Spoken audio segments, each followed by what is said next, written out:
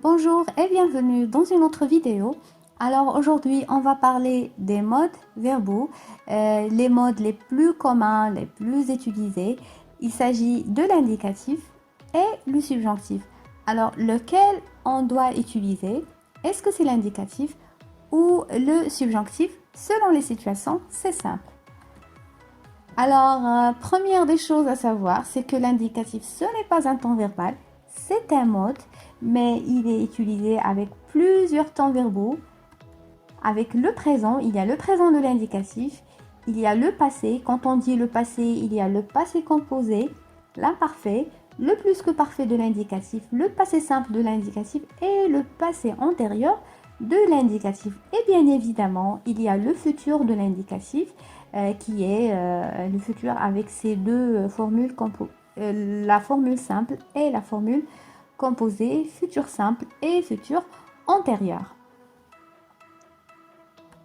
Alors, ce qui est important, c'est quand est-ce qu'on utilise l'indicatif et qu'est-ce qu'il exprime. Alors, il est très évident que l'indicatif est un mode de réalité. Ça veut dire que l'action, quand elle est à l'indicatif, que ce soit le présent, le passé ou le futur, c'est une action qui est réelle à 100%. Par exemple, hier, nous avons passé le test. Ici, nous avons le passé composé de l'indicatif parce que l'action est réelle. Le soleil brillait, ici c'est l'imparfait. Pour décrire le soleil, c'est le passé. On a utilisé l'imparfait parce que c'est l'indicatif, parce que l'action est réelle ou bien le soleil a réellement brillé. Au présent aussi, je travaille au centre-ville, c'est une action qui est réelle. Au futur, demain, je voyagerai, c'est une action qui est réelle.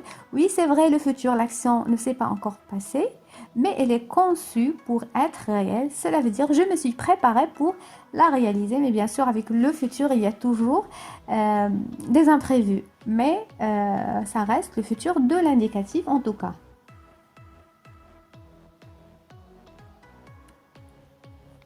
Alors pour le subjonctif, il y a le présent du subjonctif et le passé du subjonctif. Avant, on parlait de l'imparfait du subjonctif, le plus que parfait du subjonctif. Maintenant, ces deux temps ne sont plus d'usage, on ne les utilise plus. On les trouvait avant dans les livres classiques, la littérature classique. Mais maintenant, ils ne sont plus d'usage. Alors, le subjonctif exprime, c'est tout à fait le contraire de l'indicatif, exprime des actions qui ne sont pas réelles, comme l'incertitude. Je ne suis pas certaine qu'il reste ou qu'il y ait encore du lait à la maison. Alors, j'ai donné deux verbes. Ici, c'est le verbe rester au présent, mais au présent du subjonctif. J'ai donné un autre verbe pour montrer la conjugaison claire du subjonctif avec le verbe avoir. Pourquoi on a utilisé le subjonctif? Parce que nous avons l'expression je ne suis pas certaine. Si par exemple nous avons la certitude, je suis certaine, alors je suis certaine qu'il y a encore du lait à la maison.